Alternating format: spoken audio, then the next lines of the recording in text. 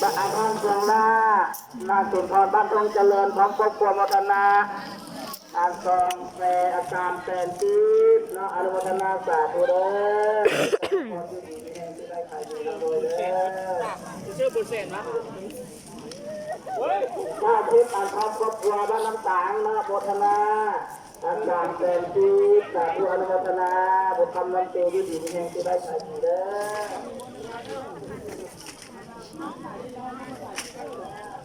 มาใส่ทั้งนาธาตุแล้วให้ดู สายจันทร์ครับวัฒนาแสนตาพันจี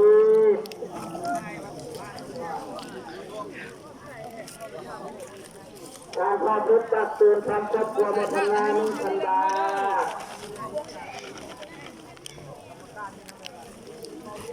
การอนุจพุทธคือการบ้านตักตื่นทำครอบครัววัฒนา50 พันจีกัน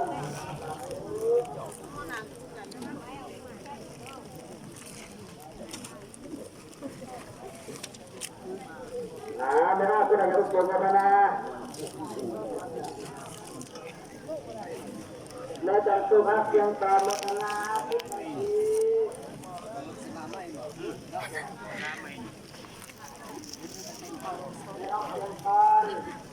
โบราณาพุทธันทีพันวัฒนาสาธุ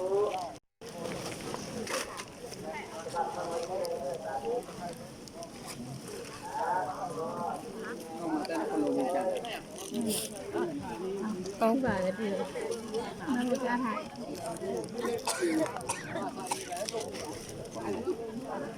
ที่ดีกว่าเดือดเดี๋ยวรถตู้กับครอบครัวนะ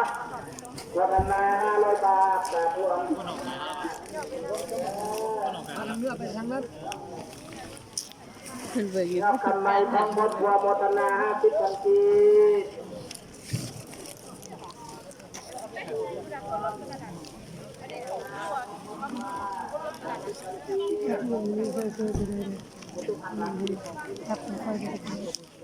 เป็นต้นไม้ เอาสะพานบุญน้ำกัน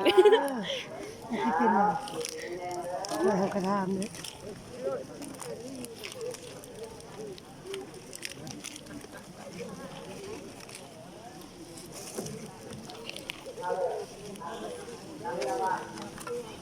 นางมาบ้านประตูปรับจันทนา50 พันจีสาธุอนุโมทนา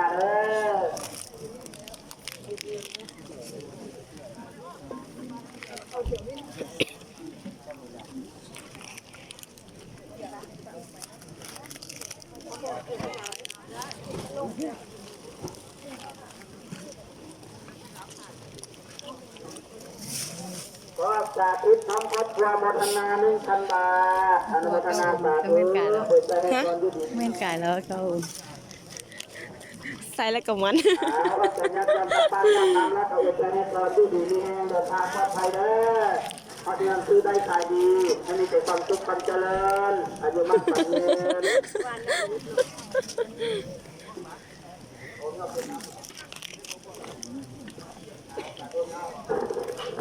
ไม่ใช่แล้วบอกว่าโง่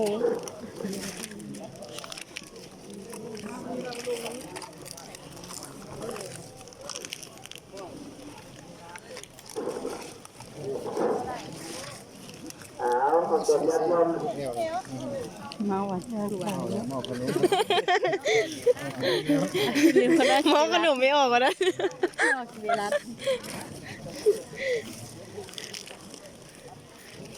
อย่าฟ้าเด้ออย่าฟ้าเซเด้อ เทียนเลยหม้อจ๋า โอ้ยอุ้ยมอดเลยซะ ขอบคุณยันยมก็จะเป็นย้ายตัวเครื่องไปอีกแล้วเป็นกระเป๋าเป็นกระเป๋านะ สิบไม่ห้าสมงเข้ามา ขอบคุณยันยมลูกย้ายแล้ว นี่ขนมเลยนะพ่อนี่ เทียมของตัวเองเป็นเกิดเป็นโทรศัพท์เป็นของที่มีค่า เที่ยววนหา ขนมมาเริ่มแล้ว กันเลย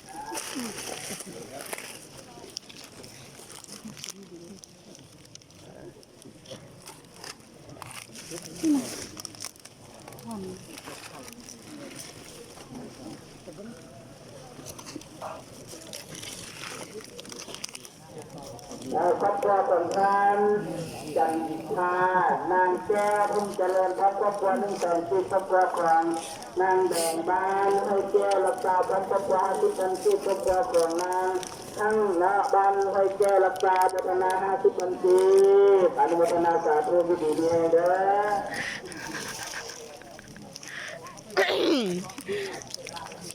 โอ้ย ทานได้เดียว คนเลี้ยงไอ้แต่ไอ้ว่าจังก็ ไอ้เลยก็ยังบ่จื้อพวกน้อยเนาะ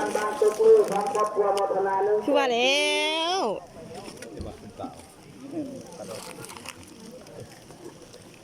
พระจันทร์ไทยบังคับวมทนานุ่งเสริมทีอนุโมทนาสาธุ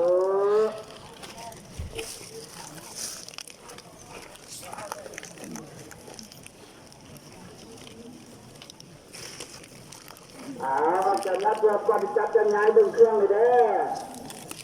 อปัจจัยเวลาคุณทำน้ำตัวเลยลำเดียวคือได้ใครดี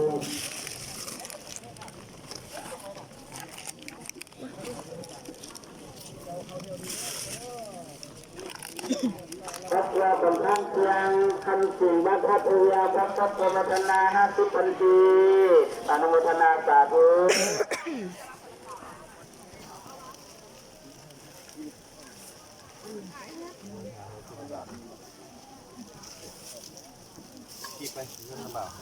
ครูบาคำเจ้าถ้ามีคนว่างมาหาเด้อครูบาผู้ใดว่างมาหาเด้อ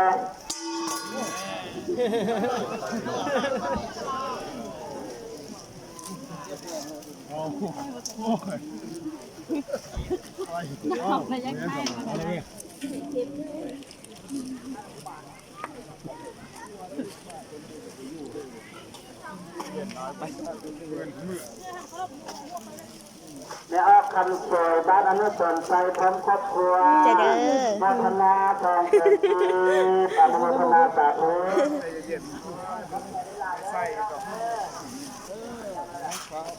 ทางเชียงทองใหม่บ้านนาเพลินพร้อมครอบครัวโมทนา1แสนกี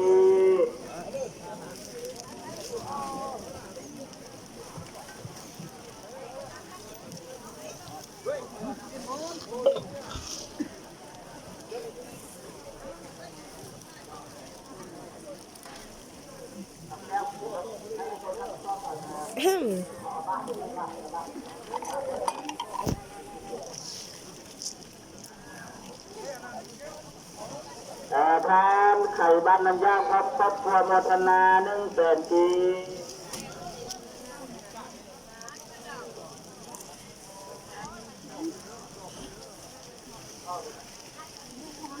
พระสุนทรบ้านกงต้นโมทนา90,000 ปีอนุโมทนาสาธุ